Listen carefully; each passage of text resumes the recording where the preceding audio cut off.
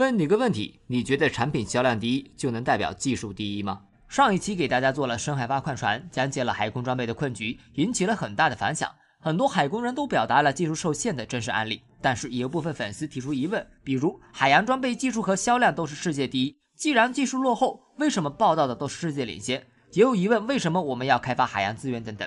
今天我们来选取几个大家比较关注的问题来科普一下。首先来回答第一个比较尖锐的问题，中国海工装备销量和技术是不是世界第一？直接说答案啊，制造量第一，但技术并不是，这并不矛盾，大而不强，部分领先是中国整体的科技水平。根据工信部数据显示，我国已经成为全球最大的船舶与海工装备制造国，尤其是船舶业，中国新船接单量再次超过韩国，所以你硬要说销量第一也并没有错，但是技术领先绝对是错误的，因为我国大部分核心技术和装备还是依赖进口。有些人希望说由权威人士来说明这个情况，的确熊猫不算权威，但是了解我的人都知道，我的每一个观点都是有出处的。比如依赖进口，我们可以先看一段中国工程院院士金祥龙对于我国海工装备的评价。现在呢，我们觉得卡脖子最严重的就是海工装备。海工装备因为国外，我们差不多是80%和90%从国外进口的。80%的海工装备依赖进口的数据就是来源于这里。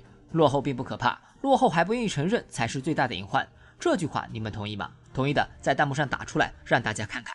然后第二个问题，我国海工装备技术缺点到底在哪里？本毛找了一个海工装备产业链的框架图，全球海工装备分为上、中、下3个产业链。欧美在上游设计和中游关键设备中占据优势，日韩等国在原材料、高端建造等领域占据优势，而中国主要从事潜水装备和部分船舶建造，处于优势。所以销量第一并不代表我们技术也是第一，知己知彼方能百战百胜。依旧以框架图来说我们的技术弱点包括研发和设计、系统、原材料、关键设备，这些都是比较核心的技术。研发和系统就不说了，欧美由于发展的早，在这两方面都积累了丰富的经验。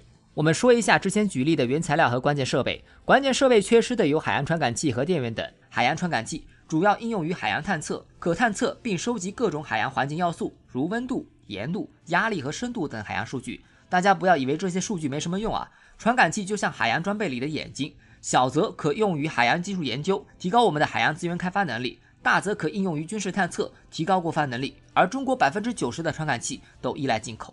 类似的情况还存在于电源、防喷器、井下地向仪器等关键设备，这些设备虽小，但都非常重要。而新材料方面海洋材料最重要的是2个，一个是海工装备用的最多的钢材，另一个是保护钢材的抗腐蚀材料。钢铁是大国的脊梁，我打算再出一期来给大家科普一下。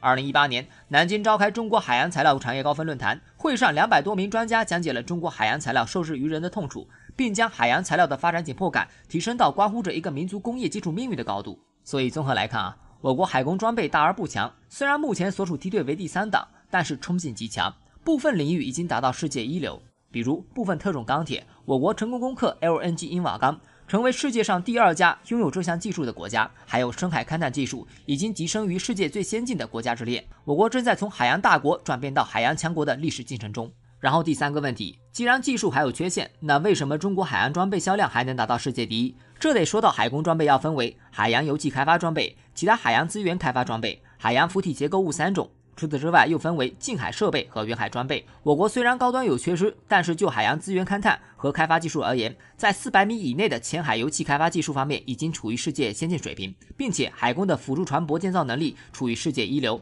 加上中国坐拥全球产能最高的钢铁生产链，材料价格低，工费低，总的建造成本就低，所以综合来看还是整船制造最理想的国家。除此之外，中国疫情控制的比较好，全球业主在相同的技术条件下更青睐于中国。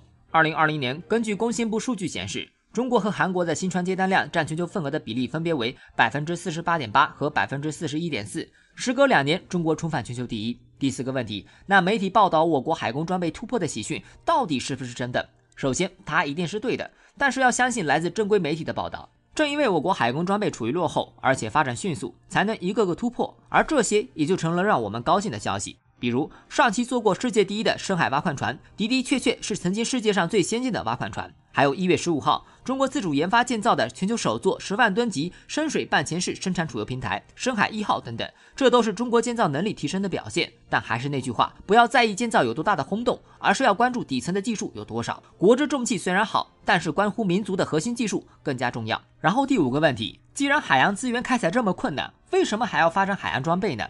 原因只有一个，海洋资源实在太丰富了。根据国际能源署统计，2017年全球海洋油气技术可采储量分别占全球油气技术可采总量的32%和57%。要知道这还只是勘探的初期，对于深海甚至超深海的资源开发还未到一半。除了油气，海洋还拥有丰富的清洁能源，比如潮汐潮流能、温差能、风能等等。而能源还只是海洋资源的一种，还有渔业、油运乃至关乎国运的海洋武器装备。所以自古就有得海洋者得天下的说法。所以建设海洋强国一直是我国的梦想。最后让我们在评论区祝福我国圆梦海洋强国。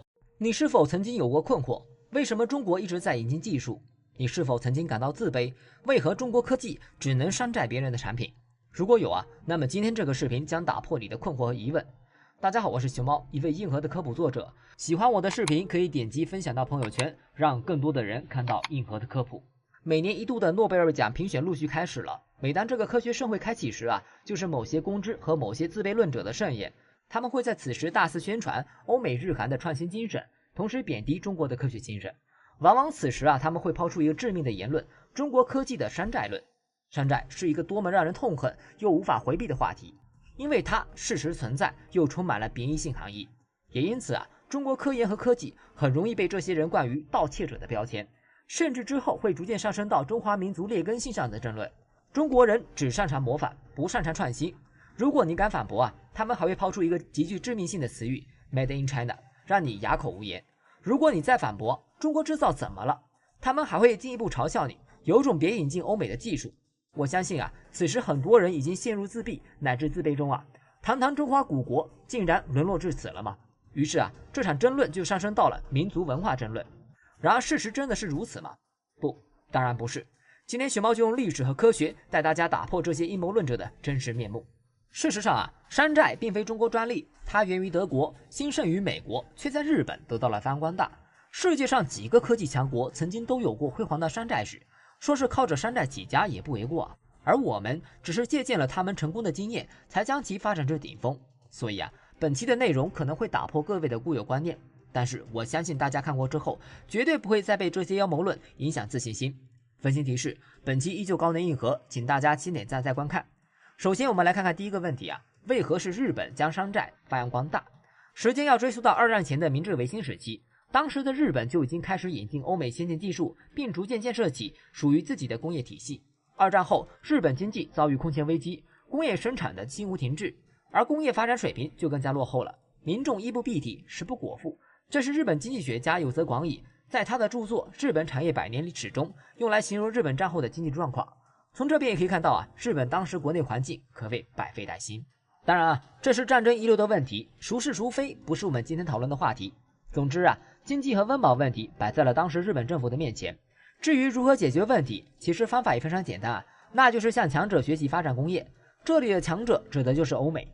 1950年，日本政府就颁布了外资法，里面明文规定对引进外国技术的企业给予极大的奖励。受到政策的指引日本企业开始了引进、消化、吸收的科技发展道路。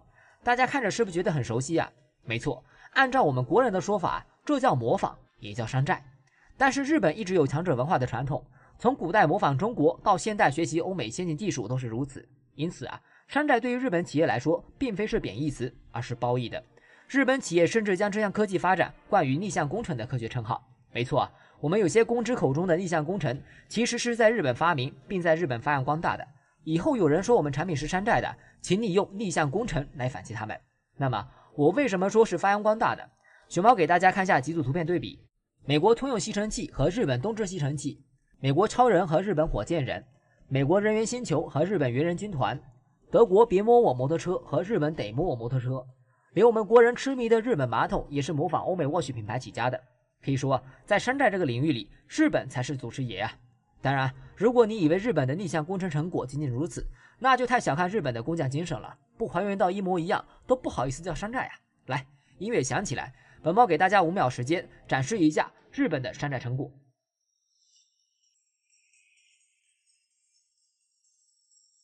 不晓得大家看晕了没有？反正本猫查资料的时候，突然产生了一种对中国山寨能力的质疑。与日本相比啊，我国只钟情于科技的山寨水平，简直是小学生级别啊。那么第一个问题来了，到底是中国逆向工程强，还是日本山寨能力技高一筹呢？大家可以在弹幕上发表自己的看法。话说回来，在70年代的日本，这种模仿不仅限于某一行业，而是遍布各行各业，家电、数码、企业、半导体、钢铁等等，甚至连和服、动漫、影视、茶道等背后都有山寨的影子。因此有网友就戏称啊，日本是无所不抄，而且模仿的程度简直是一个模子里刻出来的。所以我才说啊，山寨是在日本手里发扬光大的。对了，看到这边啊，那些说日本一直都是有创新精神的小伙伴可以出来聊聊哦。也正是因为如此啊，上个世纪70年代，欧美各国对于日本偷窃技术的指责简直是铺天盖地啊，尤其是美国，更是上演了美议员在大街上砸日货的情形。有趣的是啊，美国各阶层还曾经给日本产品贴上了 Made in Japan。是的，你没有看错啊，在我们眼里，有着创新精神的日本产品也被冠于假冒伪劣的标签。当时我查到这个资料的时候，也是一脸蒙圈啊，原来武道不孤啊。但是别急 ，Made in Place 的团伙远不止日本。同样被国人冠以工匠精神的德国，也和日本一样，也是山寨大国。1887年4月23日，英国通过商品法，要求德国产品进入英国必须打上德国制造的标签，也就是 Made in Germany。怎么样？大家有没有觉得山寨的道路上越来越热闹了？大家别急啊，后面还有更大的成员。我们说回德国啊，当时德国的产品大量借鉴了英国的技术，但是足迹却遍布欧洲。英国的刀具、意大利的皮鞋、法国的服装，德国几乎全部光顾了一遍。有熟悉历史的网友曾戏谑称啊，欧洲各国苦得久矣。所以我说啊，山寨始于德国的这句话有没有错？在弹幕上告诉我。如果说日本是擅长逆向工程，那么德国就是模仿产品，而漂亮国则是正大光明的抢技术和人才了。你们没有看错啊，我们山寨的道路上也少不了伟大的美利坚。1803年，英国议会通过旅客法，这项法规是为了限制工匠和产业工人移居外国。除此之外，还禁止外国人参观本土的棉花加工设备，并将盗窃真迹仿制机器设计图案定为严重的犯罪行为。这些规定都是为了防止技术外流。大家知道这些规定针对的是谁吗？就是以科技著称的漂亮国。因为当时啊，美国正在想方设法的引进英国的技术。18世纪90年代，美国助理财政部长、费城制造业协会会长坦基考克斯就设立鼓励出售技术秘密的奖金系统，还派专业人员去英国复制机器图纸。美国商会、制造业业主也千方百计吸引英国工人，或派人到英国进行游说，或在英国报纸上登载招聘广告。有着美国工业革命的摇篮城市洛尔，就是给美国带来纺织生产线的弗朗西斯科·洛尔。他原本是英国的布料商人，却将英国的纺织生产线技术偷偷带到了美国，换取巨额的奖励。之后，当地小镇为了纪念他的事迹，将小镇的名字改为洛尔。至今啊，洛尔已经成长为人口上10万的中等城市。除了洛尔，还有美国工业革命之父斯莱特，也是带着技术从英国移民过去的。他在英国又被称为叛徒斯莱特，足以说明他对美国技术的贡献。事实上，这些在漂亮国引进技术的手段里，只是微不足道的一环。美国经济学作家查尔斯·莫里斯在他的著作《创新的黎明：美国第一次工业革命》里，非常生动形象地将这种现象做了比喻。如果19世纪的美国发明了可窥视英国工厂的魔术望远镜，他们肯定会使用它。从这也可以看出啊，当时漂亮国的逆向工程是多么肆无忌惮的。所以我才说啊，山寨兴于美国。中国人民大学国际关系学院副院长金灿荣教授说过很经典的一句话：德崛起，山寨英；美崛起，山寨欧洲；日崛起，山寨欧和美，轮到中国就是山寨全世界。本猫在做科普的时候，很经常遇到某些网友说啊，还不是别人的技术已经在吸收，字里行间充满了讽刺的味道。熊猫希望这些人呢，看到这个视频后能摆正心态，也希望大家以后遇到这种人，将本猫的视频直接复制给他们看。山寨并非中国独有，也并非起源于中国，中国只是借鉴别人的成功经验，发展自身的科技水平而已。任何的贬低都只不过是50步笑100步。相比于其他国家来说啊，至少我们还是对产品引进、消化、吸收再创新，并非大规模完全一模一样的 copy。在脸皮上，中国人还是比较薄的，甚至严格意义上来说啊，英国的大炮也是源于我国4大发明中的火药。如果要深究啊，到底谁山寨谁，又有谁说得清楚呢？当然这个问题啊，仁者见仁，本猫就不回答了。有答案的可以发在弹幕上或在评论区讨论一下。那么最终的部分来了，为什么每一个工业科技强国都会走上模仿别人的道路呢？实际上，逆向工程在工业上并非单纯的山寨，它是有一整套流程的，通过引进技术、分解、吸收、再创新，从而达到科技的进步。最主要的目的就是科技的进步和再创新。就好比一个小学生的知识量要超过大学生，最好的方法就是由老师教导，而不是自己摸索。在学习过程中可以快速缩短技术差距，技术差距缩短又可以带来产业上破镜，然后还要适当的引导，才能弯道超车。因此这种科技创新在各国都是受到公开支持的。日本政府在1950年颁布了外资法，内文规定了对引进外国技术的企业给予极大的奖励。在逆向工程的帮助下，日本政府布局了贸易立国战略，时间持续了30年。这几十年间日本经济迅速崛起。从1950年到1980年，日本 GDP 从400亿美元一直飞奔至1.1万亿美元，而产业红利更是维持到1995年的5.4万亿美元。可以说科技的进步帮助日本实现了经济腾飞。日本著名经济学家小渊三代做过测算，1952年至1971年间，日本经济增长约60%多，是依靠引进和应用新技术得以实现的。如果折算为 GDP 差，通过30年的逆向工程，为日本带来了差不多数万亿美元的经济收入，这就是小小的山寨带来的成果。但是各位记住本期视频不是为了贬低某一国家或者某一行为，而是从中找出科技规律，并且利用好这一规律。山寨的目的不是为了仿造，而是为了技术进步。技术进步是为了经济增长，经济增长又可以带动科研投入，再次反哺科技发展。只有这样才能形成良性循环。所以模仿只能是一时的，创新才是发展的最大动力。因此到了80年代初期，日本逆向工程已经无法满足本国的科技需求，然后通过了科技立国战略，从而替代以逆向工程为主的科技政策，经济也迎来了腾飞，走上了真正的科技强国，以小见大。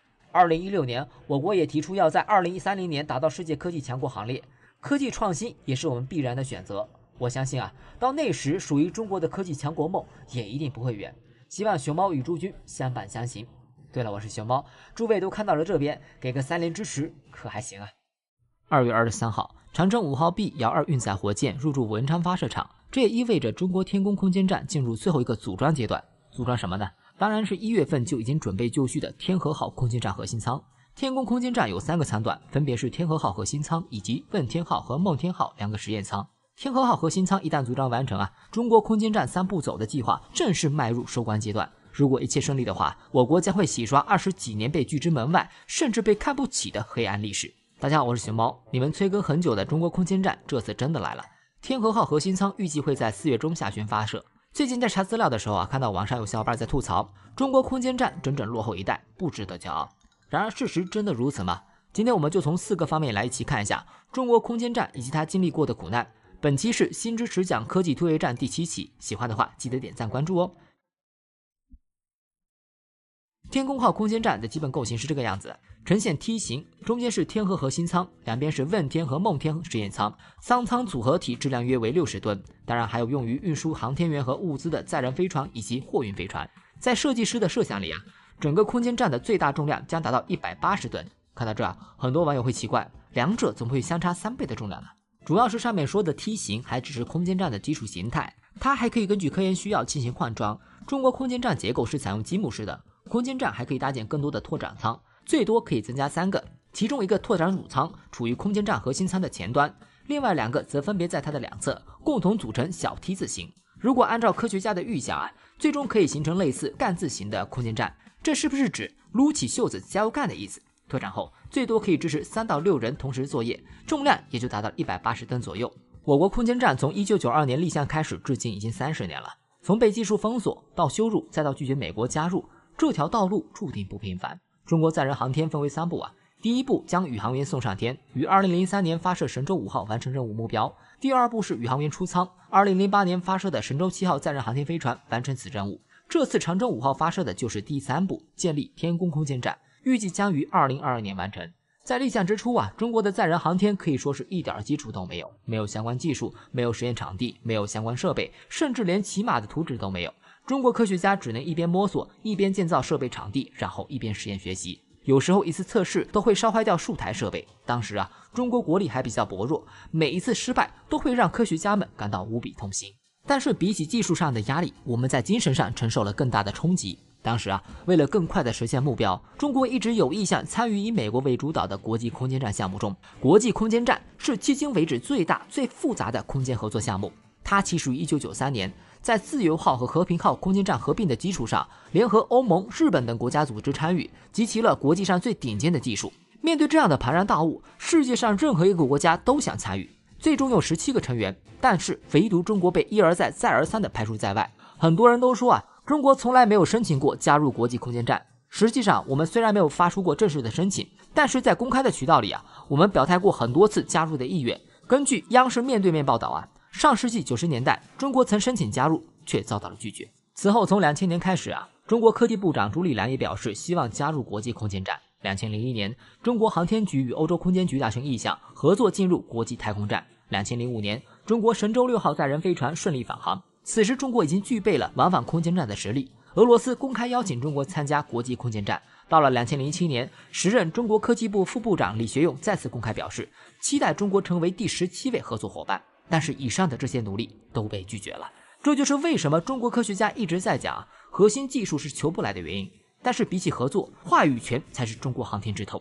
2011年，美国国会发布的沃尔夫条款将中美航天合作的可能彻底掐灭。沃尔夫条款是由美国国会议员弗兰克·沃尔夫发起，目的是禁止 NASA 与中国进行技术交流的科学活动条款，理由是担心中国偷学技术并应用于军事。在这个条款的阻碍下，中国航天事业数次遭到技术封锁。当年5月，美国在佛罗里达肯尼迪航天中心准备发射奋进号航天飞机，这次发射吸引了无数的中国媒体，因为奋进号飞船将会携带一台阿尔法磁谱仪，这台磁谱仪由华裔科学家丁肇中主持，首次有数百名中国科学家参与研制，所以中国媒体自然格外关注，准备报道这一历史时刻。但是最终他们却因为沃尔夫条款的限制被禁止入内。同样的事情还数次发生在美国主持的诸多国际航天交流上，不论是中国学者还是中国航天企业都被禁止与 NASA 合作。总之一句话，有我没你。正是在各种因素的驱动下，我们其实从一开始就知道核心技术是买不来的，于是就开启了史诗般的逆转。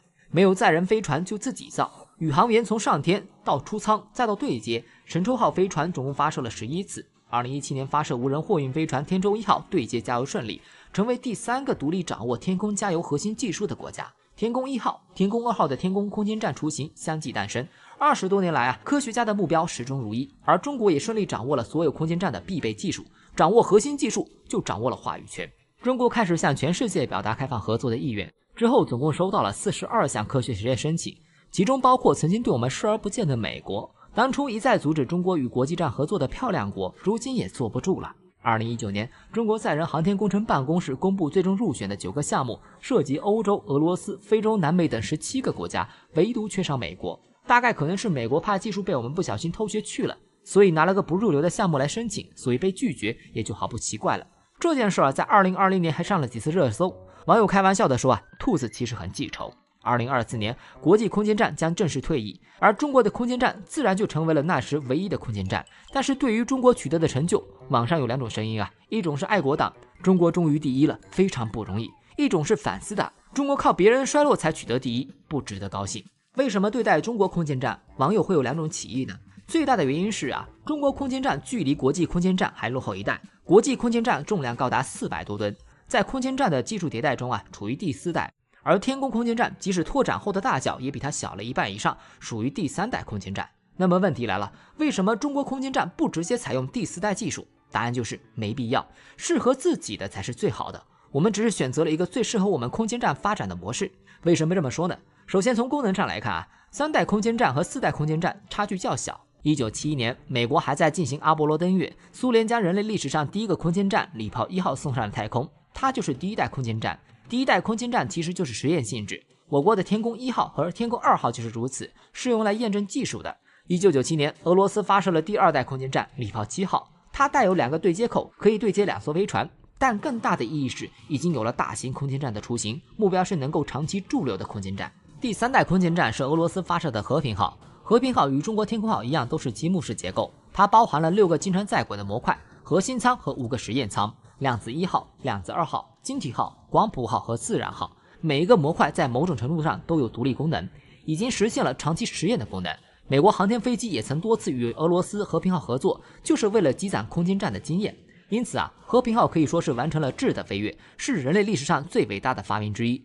第4代空间站也是在第3代的积木式结构上发展到了岩架结构，由美俄主导，其他国家协助。在初期啊，俄罗斯制造了国际空间站首个组件曙光号功能货舱，它主要负责提供电源、通信等功能。